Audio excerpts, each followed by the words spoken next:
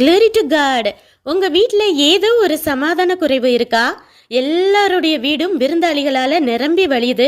என் வீடு மட்டுமே வெறுமையா இருக்குதேன்னு நினைத்த குடும்பத்துல யோசேப்பும் பிரசவ வலியோட மரியாளும் வந்த கொஞ்ச நேரத்திலே குட்டி ஏசப்பாவும் பிறக்க அவரை பார்க்க மேய்ப்பர்கள்னு மாறி மாறி வந்த விருந்தாளிகளால சமாதானத்தாலும் சந்தோஷத்தாலும் அந்த வீடே நிரம்பி வழிஞ்சது.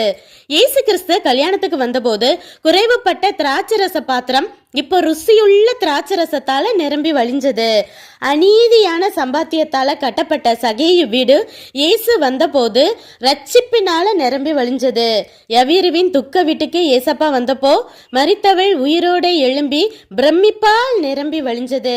பேதுரு வீட்டுக்கு போனப்போ அவன் மாமியின் நோய் நீங்கி ஆரோக்கியத்தால நிரம்பி வழிஞ்சது.